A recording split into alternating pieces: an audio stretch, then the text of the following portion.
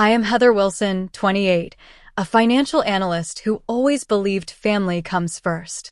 Despite our dysfunctional moments, our annual vacations were sacred tradition. So when my parents announced, "We are skipping vacation this year, money is tight," I felt disappointed but understood. I even offered financial help, but they insisted it was still too expensive. Something felt off about their quick dismissal, but I trusted them. I had no idea their betrayal would teach me the hardest lesson of my life. Where are you watching from today? Hit like and subscribe to join me on this journey of family deception that changed everything. The Wilson family has always been complicated but close. My parents, Amanda and Brian Wilson, raised four of us in a middle-class neighborhood in Michigan. I am the second oldest, with my sister Lauren, 32, above me, and my younger siblings Ashley, 25, and Jason, 23, below. As we grew up, our family expanded to include Lauren's husband Derek, Ashley's husband Tom, and Jason's girlfriend Megan. Despite being a family of 8 adults now, we maintained our tradition of vacationing together every summer. Growing up, money was often tight in our household. My father worked as a high school teacher while my mother managed a small clothing boutique. They stretched every dollar, but they always made our annual vacation a priority. When we were younger, these trips were modest affairs, camping at state parks, road trips to visit relatives, or weekend stays at budget motels near Lake Michigan. My fondest childhood memories revolve around these simple getaways, where we would roast marshmallows, swim until sunset, and play board games when it rained. A vacation is not a luxury. It is a necessity for a functioning family, my mother would always say. And she was right. Those trips provided us with uninterrupted time together, away from the distractions of everyday life. Even during the recession when I was 13, when both my parents took second jobs, they somehow scraped together enough for 3 days at a cabin in the woods. I remember my father saying, "We might be broke, but we are not broken." As we siblings grew older and started working, our vacations gradually became more elaborate. Lauren suggested we all contribute to a family vacation fund, and by the time I finished college, we were staying at proper resorts rather than motels. Last year, we rented a beachfront house in the Outer Banks for a week. We splurged on jet ski rentals, hired a chef for one special dinner, and even took a sunset cruise. It was the most expensive vacation we had ever taken. But seeing my parents finally enjoying luxury after years of sacrifice made every penny worth it. Unlike my siblings, I chose a career in finance and moved to Chicago. Working 60-hour weeks at an investment firm paid off, and by 28, I was earning more than my parents combined. This financial disparity created subtle tension within the family. I never flaunted my success, but I also never hesitated to pick up the check at dinner or upgrade our accommodations when planning trips. 2 years ago, I suggested we create a shared family expenses system. We set up a digital wallet app where we could all contribute to joint purchases, with the app tracking who paid what. The travel wallet became the central fund for our vacations, with each adult contributing based on their income. Being the highest earner, I typically covered about 40% of the total expenses. My credit card was linked to the wallet as the primary payment method, though everyone had their own cards attached as well. For this year's vacation, we had been casually discussing possibilities since January. My father had mentioned wanting to try something on the water, and we were exploring options along the Gulf Coast or possibly the Caribbean. Lauren had been researching rental properties, and Ashley was collecting restaurant recommendations. Everything seemed normal in our planning process until that unexpected group message in March. "Family, we need to talk about vacation," my father wrote one Tuesday evening. "Your mother and I have been looking at our finances, and things are tighter than we thought this year. We think it might be best to skip the annual trip and focus on getting our finances in order." I immediately called him. "Dad, if money is the issue, I can cover more than my usual share. You know that is not a problem." "No, honey," he insisted. "It is not just about the money. Your mother and I need to be more responsible. We are not getting any younger, and retirement is looming. Maybe next year." What struck me as odd was how quickly everyone else agreed. Usually, Any change to our vacation plans triggered days of debate, alternative suggestions, and negotiation. But within an hour, all my siblings had chimed in with variations of "that makes sense" and "we understand." Nobody fought for our sacred tradition, which had survived far worse financial times. I tried once more in the group chat. What if we do something simple this year? Like when we were kids. Camping or a lake cabin? My mother responded swiftly, "That is sweet, Heather. But we have made our decision. Let us be responsible adults this year." And, just like that, our vacation was canceled. I felt disappointed but respected what I thought was my parents' financial prudence. Little did I know that this was just the beginning of a betrayal that would shake the foundation of our family. 2 months passed after the vacation cancellation announcement. April turned to May, and spring was in full bloom in Chicago. I had thrown myself into work, taking on additional projects to fill the 2 weeks I had already requested off for our now canceled family vacation. While scrolling through Instagram one evening, I noticed something peculiar. My sister Lauren had posted a story showing new luggage tags, quickly followed by another post about summer essentials featuring expensive sunscreen and a designer beach hat. When I texted her about it, she claimed they were for a weekend trip to visit Derek's parents in Cleveland. Nothing special. Just trying to use some of the money we saved from not doing the big family trip, she wrote. It seemed reasonable enough, but something about her explanation felt rehearsed. A week later, I scheduled our usual Sunday video call with my parents. My mother answered alone, claiming my father was at a neighbor's house watching a game. During our conversation, I noticed a shopping bag in the background from a store that specialized in resort wear. When I asked about it, she quickly adjusted the camera angle and changed the subject to my work. "How is that big project going?" "The one with the international client," she asked, despite me never mentioning any international client to her. These strange behaviors continued to accumulate. My brother Jason, who usually shared every detail of his life on social media, had been unusually quiet online. When he did post, it was vague updates without location tags. During our monthly sibling call, he mentioned buying new swimming trunks and rash guards for the community pool, despite having never shown interest in swimming before. "Since when do you swim laps, Jason?" I asked. "Just trying to stay in shape," he responded, his voice pitched slightly higher than normal. "Megan thinks I need more cardio." When I spoke with Ashley about planning a sister's weekend since our family vacation was canceled, she was evasive about her availability in July. "I am just so swamped with work right now. I cannot commit to anything," she said, though she had previously mentioned her company's summer slowdown during that exact period. The most telling slip-up came from Ashley's husband Tom. He accidentally posted a shopping list to their shared digital notebook that I still had access to from when I helped them move.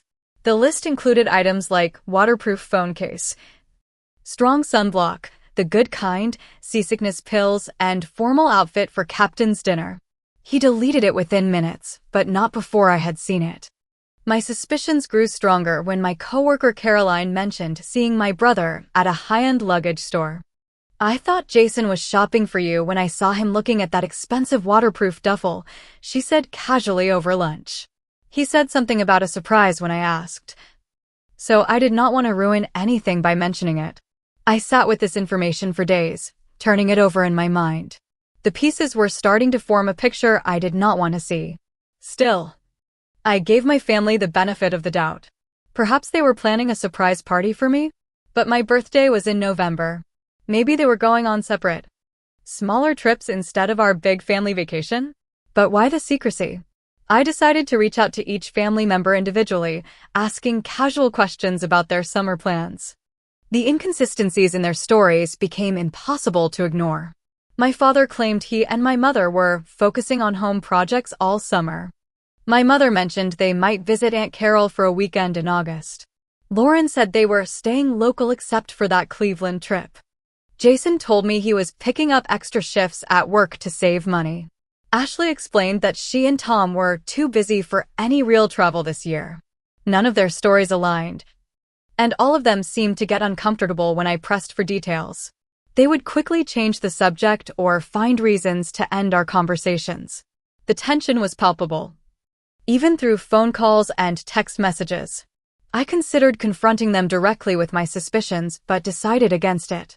If they were indeed planning something behind my back, I wanted to understand the full extent of their deception before addressing it. So I watched and waited, keeping my eyes open for any additional clues while pretending to accept their explanations at face value. What I did not expect was for the truth to reveal itself through my own bank account, in a way that would leave no room for misinterpretation or denial. It was a Tuesday afternoon in late June when my phone began buzzing incessantly with transaction alerts. I was in the middle of a quarterly review meeting with my biggest client, so I silenced my phone and continued my presentation.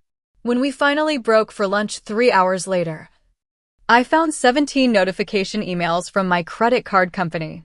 Sitting alone in my office with the door closed, I scrolled through the alerts with increasing disbelief. Your card has been charged $15,345 by Luxury Maritime Experiences. Your card has been charged $3,270 by Sunset Gourmet Catering. Your card has been charged $2,578.00 by Serenity Spa Services. Your card has been charged $6,842 by Coastal Airways. Your card has been charged $1,980 by Elite Island Excursions. The transactions continued. Smaller amounts for various beach boutiques, equipment rentals, and premium beverage packages. My hands trembled as I calculated the total, over $32,000 in charges, all processed within the past hour. My first thought was identity theft. Someone had clearly stolen my credit card information and was on a spending spree. I immediately called the credit card company, prepared to dispute the fraudulent charges. Ms. Wilson, these charges were authorized through your linked application, the family share wallet, the representative explained. The purchases were made using the saved card on file, but the authorization came through the app with your stored credentials. That stopped me cold. The family share wallet, our shared travel expense app. Can you tell me who initiated these transactions? I asked, my voice surprisingly steady despite the storm brewing inside me. The primary user on the transaction log is listed as Brian Wilson, the representative replied. My father. I thanked the representative and ended the call, then immediately logged into the Family Share Wallet app. There they were, all the transactions, neatly categorized under Summer Vacation 2023. I clicked on the airline charges and found the detailed receipt, 12 round-trip tickets to Key West, Florida, departing this Friday, just 3 days away. 12 tickets. For my parents. My 3 siblings and their partners. But who were the other 4 people? I scrolled through the passenger list. My parents' best friends, the Johnsons, and my father's brother and his wife. A complete vacation party. Without me. The yacht charter details revealed a 7-day luxury sailing experience around the Florida Keys, with a professional crew, including a private chef. The spa services were pre-booked for the women in the group, and the excursions included private fishing trips, snorkeling at exclusive locations, and sunset sailing with premium champagne service. They had planned an extravagant family vacation, more luxurious than any we had taken before, and deliberately excluded me while attempting to charge it all to my credit card. I sat back in my chair, trying to process the magnitude of their deception. Memories flashed through my mind. My mother claiming money was tight, my father talking about financial responsibility, my siblings' quick agreement to cancel the tradition we all supposedly cherished. I opened our family text thread and scrolled back months, reading with new understanding. There were coded messages I had missed. Lauren, is everyone on board with the new plan? Not a general question, but asking if everyone was literally on board with the yacht plan. My father. Everything's taken care of, just follow the itinerary when it arrives. The itinerary they never shared with me. Jason, can't wait for some quality family time. Family -1. Apparently.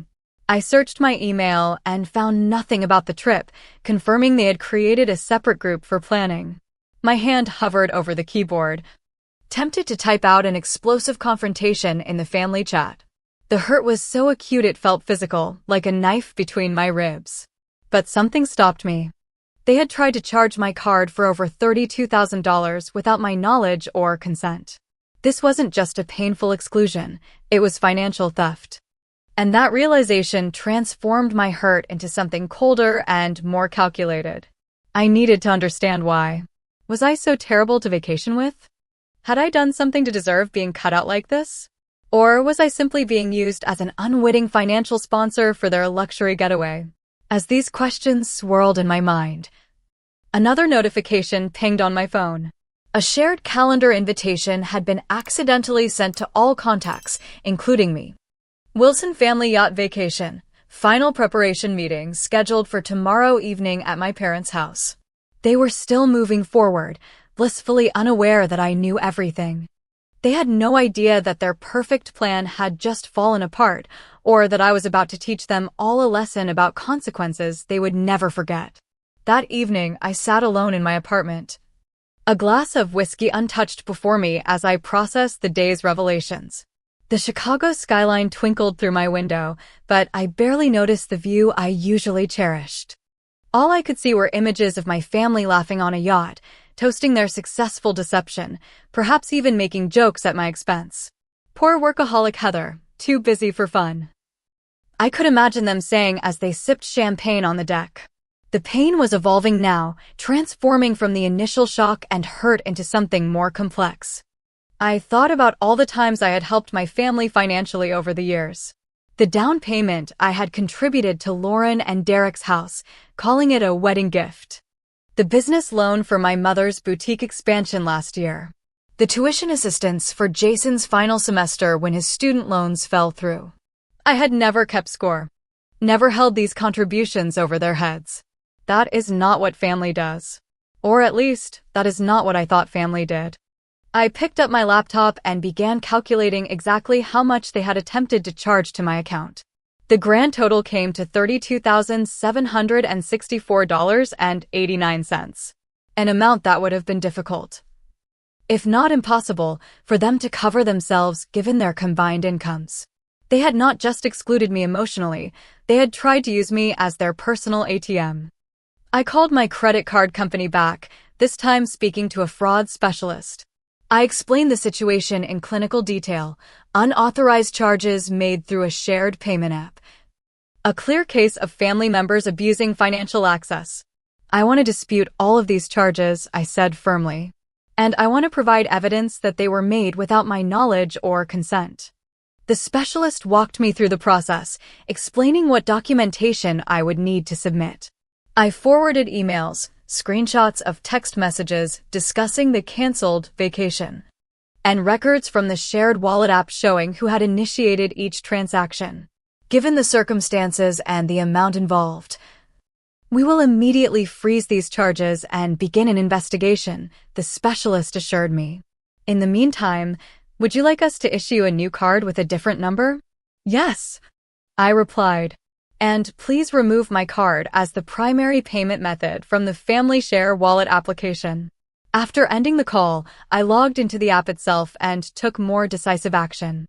As the account creator, I had administrative privileges the others did not. I permanently froze the shared travel wallet, changed the recovery email to my work address, and revoked access permissions for all other family members. For good measure, I checked our shared cloud storage, where we kept family documents and photos. As I suspected, I found a folder labeled Summer 2023 that I had never seen before. Inside was a detailed itinerary for the yacht vacation, including cabin assignments, meal preferences, and scheduled activities for each day.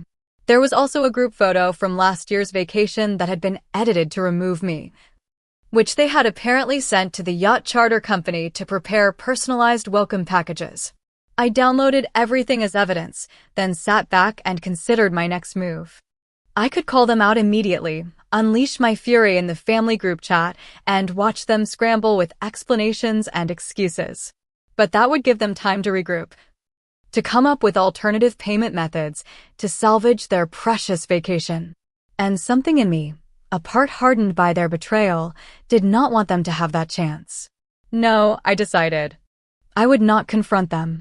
I would not give them the opportunity to manipulate me with tears and apologies. I would let them discover the consequences of their actions in real time. When they arrived at the marina with their sun hats and luxury luggage, ready for their dream vacation, I checked the itinerary again. They were scheduled to depart in 2 days. The yacht could not be boarded without final payment being processed. All the additional experiences, from the catering to the excursions, were similarly on hold pending payment confirmation. Part of me felt a twinge of guilt about the dramatic scene that would unfold at the marina. But then I remembered how meticulously they had planned this deception. How carefully they had excluded me while attempting to exploit my finances. The guilt evaporated, replaced by a cold determination. I closed my laptop and finally took a sip of my whiskey. For the first time since seeing those credit card notifications, I felt in control. Tomorrow, I would go to work as usual. I would focus on my clients, attend my meetings, and carry on as if nothing had changed. I would not give them any indication that I had discovered their scheme. And when the moment of truth arrived at the marina, I would be here in Chicago, carrying on with my life while they faced the consequences of their betrayal. Let them explain to each other why their luxury yacht vacation had suddenly capsized before it even left the port. As I prepared for bed that night, I found myself surprisingly calm. The decision had been made.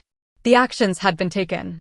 Now all that remained was to wait for the inevitable storm, secure in the knowledge that I had protected myself from both financial and emotional exploitation. For the first time in my adult life, I had chosen myself over my family's expectations and demands. And despite the pain that had brought me to this point, that choice felt surprisingly like freedom. Friday morning arrived with a brilliant summer sunrise. I woke early, made my usual coffee, and prepared for work with methodical precision. According to the itinerary I had seen, my family would be heading to the airport around noon for their 2:30 p.m. flight to Key West. They would arrive by early evening, spend the night at a waterfront hotel, and board their chartered yacht the following morning.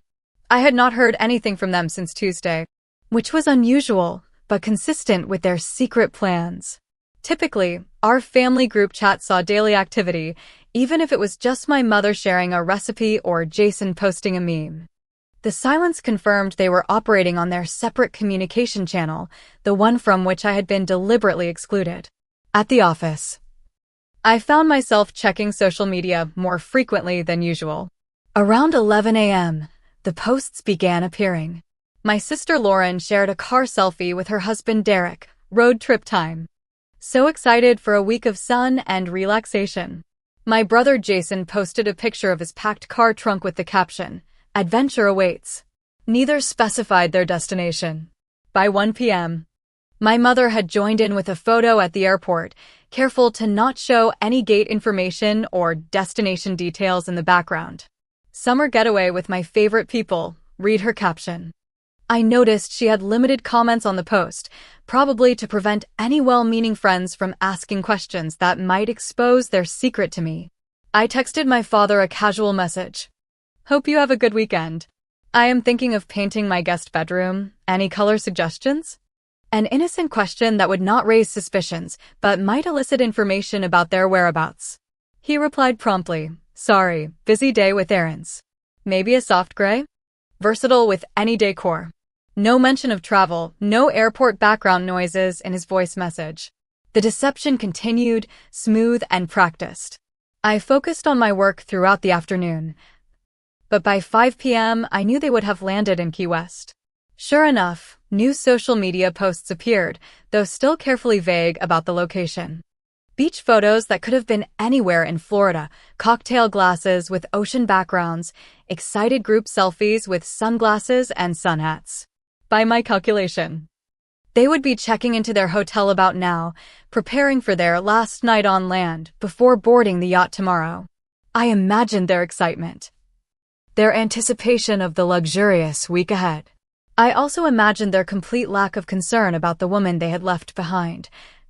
The same woman whose credit card they had attempted to use for their $32,000 extravaganza.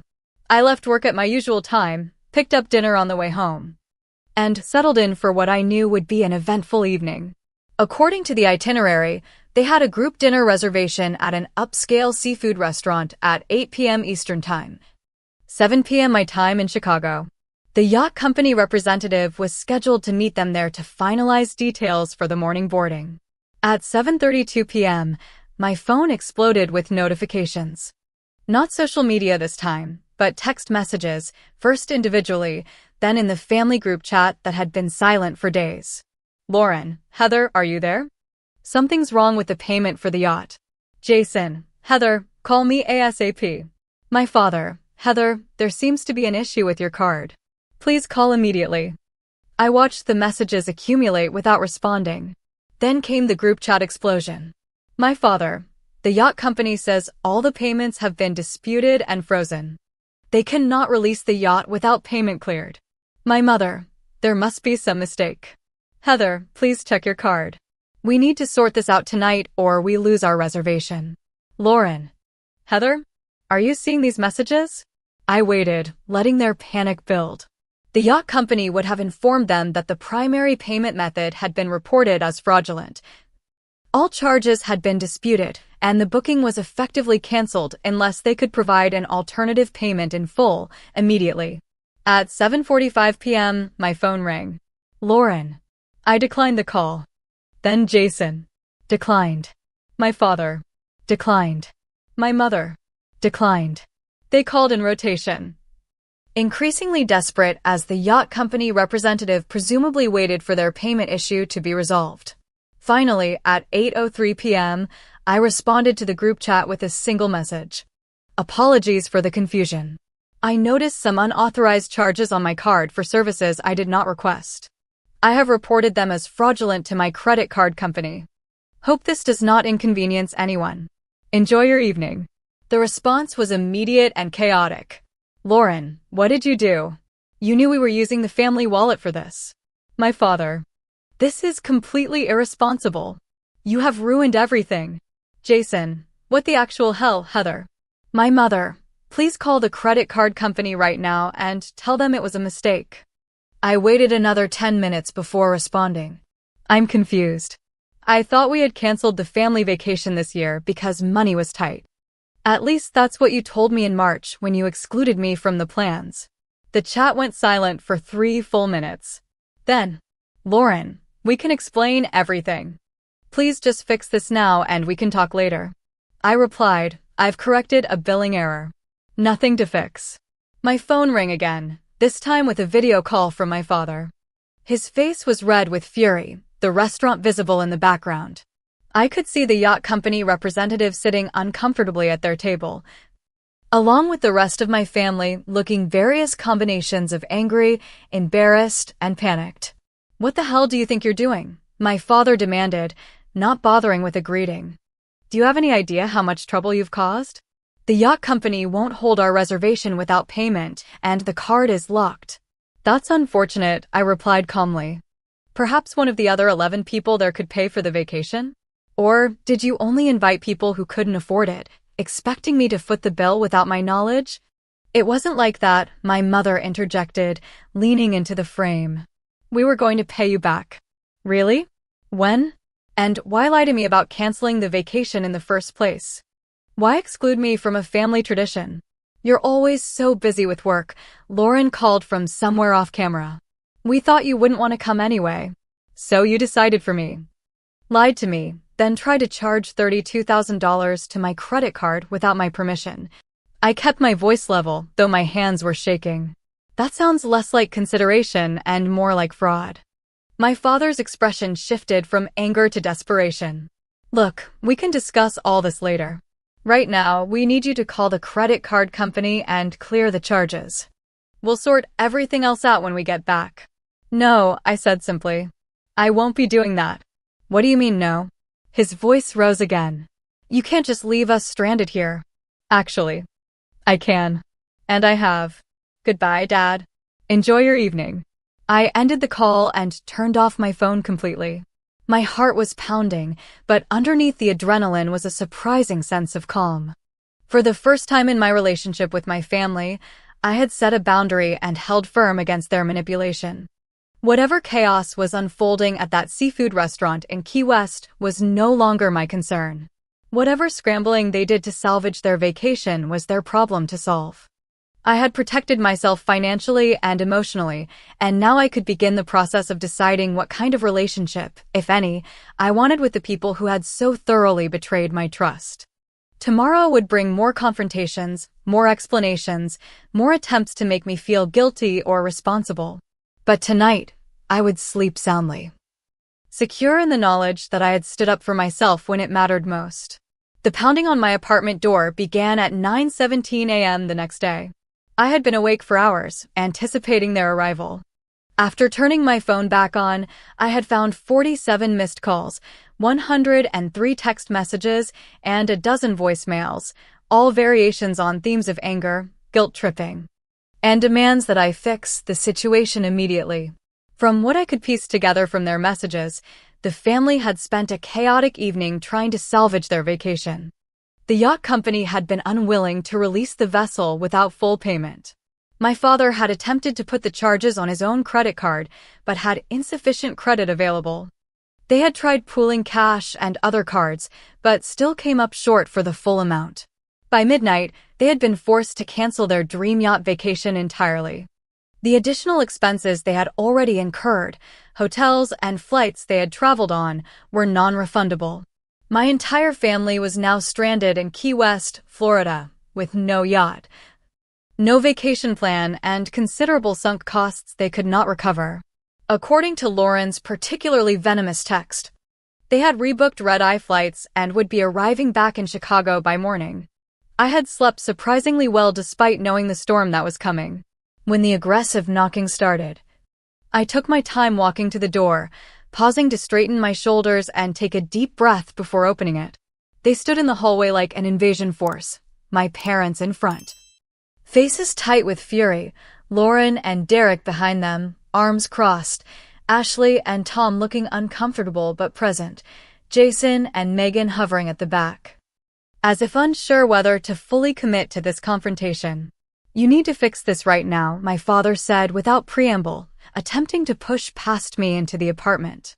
I held my ground in the doorway. "Fix what exactly? The fact that you all lied to me for months? The fact that you tried to steal $32,000 from me? Or the fact that your luxury vacation fell apart when your theft was discovered?" "It wasn't theft," my mother protested. "We were going to pay you back." "Were you? How? When? Was there a payment plan I didn't know about? Because none of you have ever repaid the money I've loaned you in the past, so forgive me for being skeptical." This statement caused a ripple of discomfort through the group. Lauren looked away. Jason suddenly became very interested in his shoes, and my parents exchanged a quick glance. I stepped aside finally, allowing them to enter. "Since you've all come all this way, we might as well have this conversation properly." Everyone inside. They filed in silently, taking positions around my living room. I remained standing, unwilling to settle into the comfort of casual family discussion. This was not that kind of conversation. "Let me understand exactly what happened," I said, looking at each of them in turn. "You decided to plan a family vacation without me. You lied directly to my face about canceling our tradition. You created separate communication channels to organize behind my back. And then you attempted to charge the entire extravagant trip to my credit card without my knowledge or consent. Have I missed anything?" "You're making it sound so malicious," Lauren interjected. "It wasn't like that." "Then explain to me exactly what it was like, Lauren. Help me understand how this wasn't a deliberate deception and attempted financial exploitation." The explanations came in a chaotic overlap, each family member offering a different justification. "We knew you were too busy with work." My mother. "We thought you wouldn't enjoy that kind of trip." Ashley. "It was supposed to be a surprise for later." Jason. Unconvincingly. "We were going to invite you for the last few days." Lauren. "But it was my father's explanation that finally revealed the truth. After the others had exhausted their excuses, he cleared his throat and said, 'The truth is, Heather, we've come to depend on your financial support. You make more than the rest of us combined.' When we realized how expensive this trip would be, we knew the only way to make it happen was with your money. But we also knew you'd ask questions, you'd want receipts, you'd insist on everything being fair and documented like you always do. He had the decency to look ashamed as he continued. It was easier to just handle it ourselves. Use the card on file in the app. Figure out a way to pay you back eventually or explain it away as a family expense. So you decided to steal from me because I'm too financially responsible? The absurdity of it made me laugh. A sharp, humorless sound.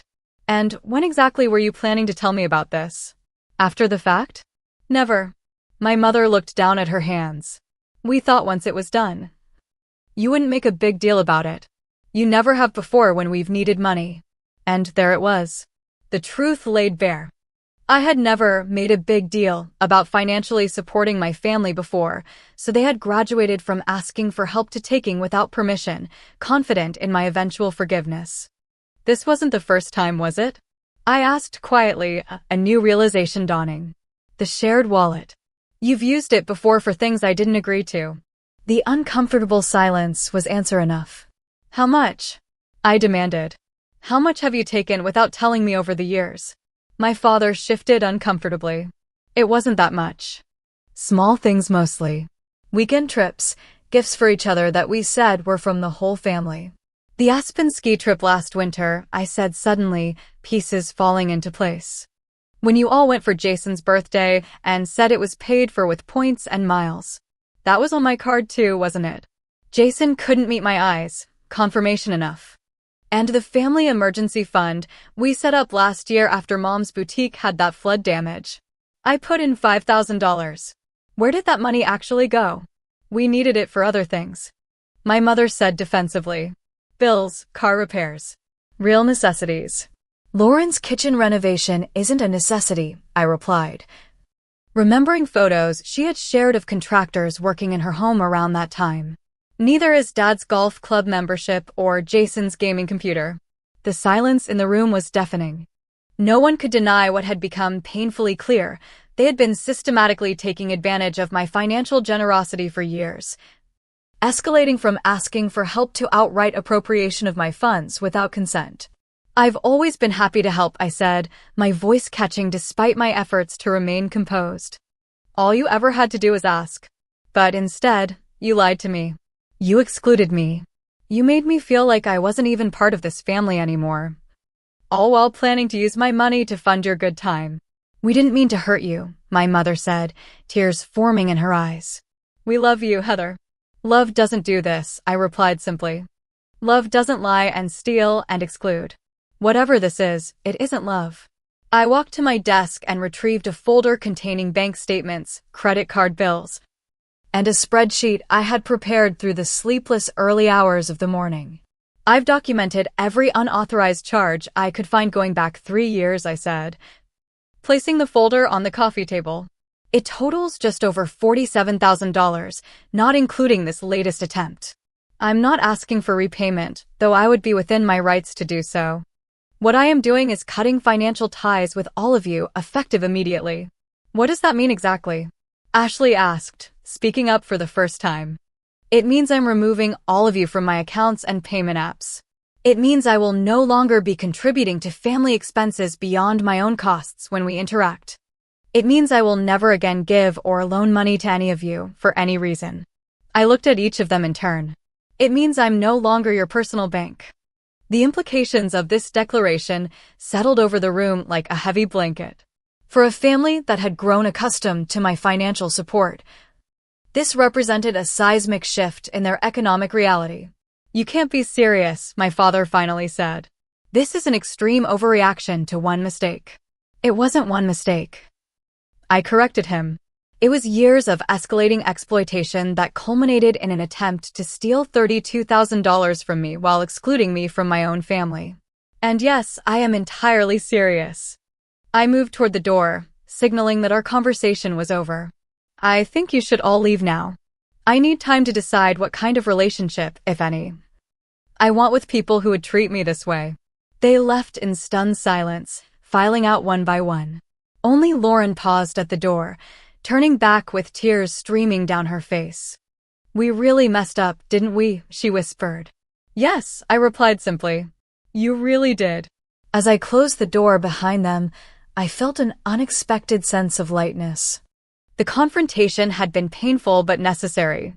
For the first time in my adult life, I had set clear boundaries with my family and stood firm in my own self-worth. Whatever came next would be on new terms, with my eyes wide open to the true nature of our relationship. 6 months passed before I saw my family together again. The holiday season approached, bringing with it the inevitable question of family gatherings and traditions. The half-year of distance had given me the space I needed to process the betrayal and decide how to move forward.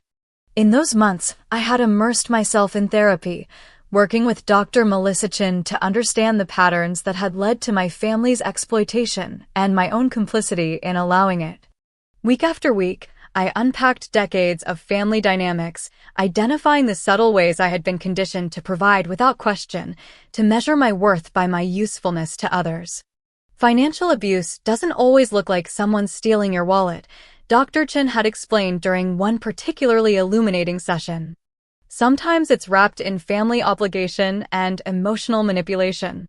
The fact that they felt entitled to your money without your knowledge indicates a fundamental lack of respect for your boundaries. Those words had resonated deeply, helping me recognize that what had happened wasn't just about the money. It was about respect, honesty, and the basic expectations we have of those who claim to love us. My financial boundaries remained firm. I had closed all shared accounts, removed my cards from family payment apps, and established a clear policy of paying only for myself at any family gatherings. The change had been dramatic and immediate. Suddenly, restaurant checks were split evenly. Birthday gifts became modest and thoughtful rather than extravagant. Weekend activities centered around free or low-cost options rather than expensive outings. The family members had responded to these changes differently.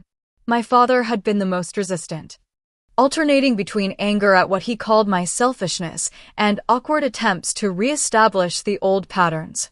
I found this investment opportunity, he would begin, only to trail off when he saw my expression. Eventually, he had stopped asking. My mother had taken a different approach, leaning heavily on guilt and nostalgia. "Remember how we always supported you," she would say, conveniently forgetting that the support had primarily flowed in the opposite direction for the past decade. These attempts too had faded as my boundaries held firm. Jason had been surprisingly quick to adjust, perhaps because his financial expectations had been established most recently. After an initial period of distance, he had reached out with a simple message: "I was wrong. I'm sorry." We had begun rebuilding our relationship on new terms, meeting for coffee or walks where the focus was conversation rather than consumption. Ashley and her husband Tom had maintained a polite distance, uncomfortable with the new financial reality, but unwilling to directly address the betrayal. Our interactions remained superficial, limited to group settings and holiday obligations. But it was Lauren who had made the most genuine effort toward reconciliation. 1 month after the confrontation, she had arrived at my door alone, without Derek or the others. "I've been thinking about what happened," she had said, her voice steady despite her obvious nervousness. "Really thinking about it, not just making excuses. And I'm ashamed of what we did to you." She had handed me an envelope containing a check for $7,500, her portion of the unauthorized expenses I had documented. "I can't speak for the others, but I can take responsibility for myself. This is the first payment. I'll send more each month until my part is repaid."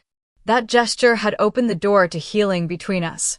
Over coffee dates and long walks, we had begun rebuilding trust. One honest conversation at a time. Lauren had been the first to acknowledge the unhealthy patterns that had developed in our family and the first to commit to changing them. As Thanksgiving approached, I had decided to break my isolation and accept Lauren's invitation to dinner at her home. The entire family would be there, she warned me. But she promised to respect my boundaries and support my new stance. "No one will ask you for money," she assured me. "And if they try, I'll shut it down immediately." The gathering had been predictably awkward at first. My father's attempts at jovial normalcy fell flat. My mother vacillated between overly solicitous and quietly resentful. Ashley and Tom maintained a careful politeness, while Jason made genuine efforts to engage me about my life and interests beyond my financial status. But as the evening progressed, something unexpected happened. Without the undercurrent of financial expectation, without the constant calculations of who was paying for what, different conversations emerged. We talked about books and politics, shared memories that had nothing to do with vacations or purchases, and even laughed together in moments that felt surprisingly authentic. After dinner, I stepped outside onto Lauren's porch, needing a moment alone to process the complex emotions of the evening. My father joined me, standing awkwardly at the railing. "I never properly apologized to you," he said after a long silence. I was embarrassed and angry, but mostly embarrassed. What we did was wrong, and I was the one who pushed for it the hardest. I studied his profile in the porch light, noting the new lines around his eyes, the slight stoop to his shoulders that hadn't been there before. "Why?" I asked simply. "Why lie to me? Why exclude me?" He sighed deeply. "Jealousy, if I'm being honest. You've accomplished so much, built such a successful life. Sometimes it's hard to be the father of a daughter who has surpassed him in every measurable way. So you punish me for my success by using me and excluding me?" "It sounds terrible when you put it like that," he admitted. "But yes, I suppose that's what we did." It wasn't conscious or malicious. It was small compromises that grew into something ugly. His honesty, however belated, was something I could respect. We stood in silence for a few more minutes before he spoke again. "I don't expect you to forgive us right away, or maybe ever. But I want you to know that I'm trying to change. We all are, in our own ways." Inside, I could see my family through the window, gathered in the living room. They were imperfect, deeply flawed people who had hurt me profoundly. And yet, they were still my family.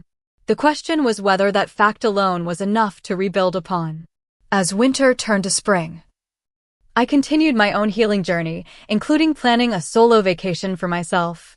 After years of organizing family trips and accommodating everyone else's preferences, I chose a destination solely for my own enjoyment. 2 weeks in New Zealand, hiking, exploring, and meeting new people who knew nothing of my family dynamics or financial status. It was on this trip that I met Elaine and Mark, a couple from Seattle who shared my passion for photography and outdoor adventures. We bonded quickly over long hikes and sunset photography sessions. And by the end of the trip, they had invited me to join their travel group for future expeditions.